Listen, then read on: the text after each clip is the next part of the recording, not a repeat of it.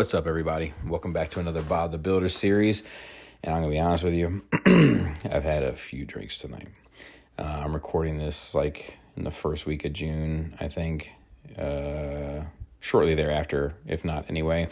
And we just did a 2.5 hour of Nerd Rage Radio on the Alien series, and with Chucky O and Marilyn Phillip. And as you know, I love both those guys, but they require a lot of wrangling on the host part. So I'm just enjoying my evening. That being said, we're going to be talking about this diorama. Now, I'm not going to be doing a tutorial per usual. It'll just be sort of a step-by-step on the process and sort of thoughts and, concepts and all that kind of stuff. If you want the tutorial, if you want the how-to information, that's all available on the Patreon at the $5 level.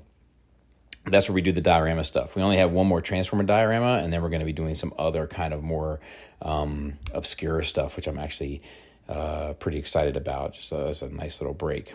So let's transition, shall we, into this, which is mainly, once again, about logistics. So at this point in my sort of display career, for lack of a better term, like I know what figures I need this shelf to house, and it's mainly 5 Predacons. Now, if something comes out of that where I can put something extra in, then that's a bonus. But what I need it to do is house 5 masterpiece scale Predacons. Now, what I currently have is 5 MMC Predacons reformatted, which are great figures, but it's not what I ultimately want.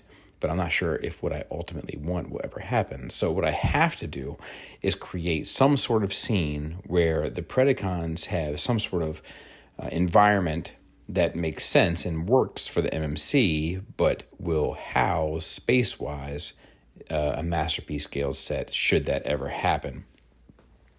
So it's a balancing act, and I've pulled it off better in sometimes than I have in others. So we're going to talk about that a bit at the end. Speaking at the end, while I'm here, I might as well mention that at the end of this video, I will stop and you will hear my sort of thoughts firsthand as I see it for the first time finished, which I do think is of some value. This is a very subtle diorama, but it's very much pragmatic. It's very much about serving the ultimate purpose, and it relies heavily on the background and sort of foreground involvement. And what I mean by that is stuff like, not just the flat surfaces, but waterfalls and rocks and foliage and all those sorts of things, grass, etc. Something that brings you into the environment. And it's the same thing I kind of try to do with the background here. I'm not a painter by any stretch of the imagination. And once again, per usual, this is not about, talent. This is about technique and skill, and technique and skill can be learned. Talent is something you're born with, and I was certainly not born with any of this.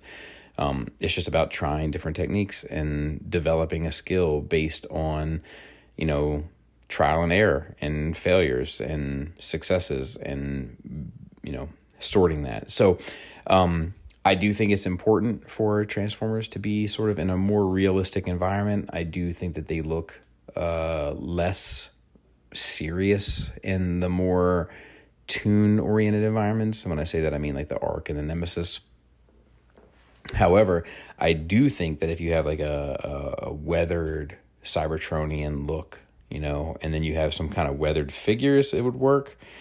Or perhaps something that was a little bit more stylized, maybe Iron Factory, maybe something along those lines, might yield a little bit more success. But I think that a lot of these, these characters, a lot of them, their stories are told on Earth in earthly environments. And in order to kind of make that resonate with someone that understands the franchise, it's like one of those things you don't necessarily think about, but it ends up making more sense in earthly environments. So it's been a long series of trial and error here. And like I said, this is the second to last one. So we're almost done. And after we do the last one, which is the next Bob the Builder video that you'll see probably another month or so on Patreon. After we do the last one, you'll see that I'll eventually do another entire collection kind of tour to kind of show you all this stuff going on, so you can kind of get a wider sort of appreciation or idea of what it ended up looking like. Of course, I have to reach out and thank my wife, who always, helps partake, and she'll do base coating stuff like this, which is sort of more tedious, that I don't enjoy doing, and then she allows me to kind of come in and do the washes and do the highlighting and then do the shading and airbrushing and all that kind of stuff. And she's more than happy to just sort of do the painstaking stuff. She's just sort of she finds it calming. I think busy minds kind of find just doing the mundane sort of therapeutic, and my wife is no exception. My busy mind needs to be constantly busy, and it only gets frustrated with doing the mundane. So maybe there's some sort of balance that I haven't quite struck yet. But yeah, looking at it here, like I have to say that the airbrush, I'll have a little conversation about the airbrush. The airbrush doesn't make or break anything. What it does is add a layer of dynamics. It adds a layer of shadow, more often than not, of depth. That's what it does, ultimately. Whether it be foreground or background, it adds a level of depth that you can't necessarily get easily with a paintbrush. You can get it. It's just sort of a bit more pain in the ass, for lack of a better term.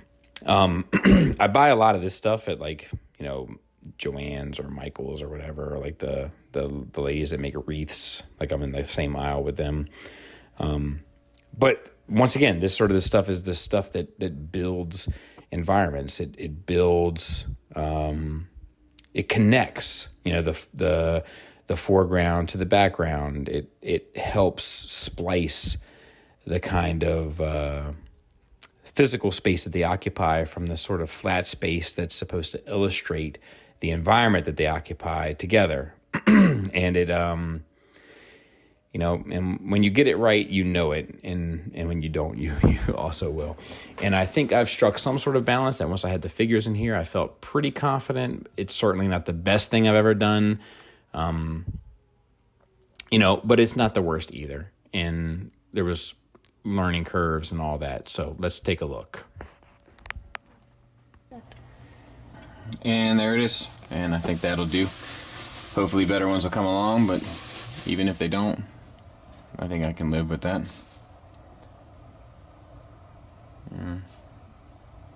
I think even these kind of occupy it fairly well, to be honest, as opposed to like some of the other ones where I have like this one I feel a little bit less happy with. This one. And we got one more Transformer shelf left.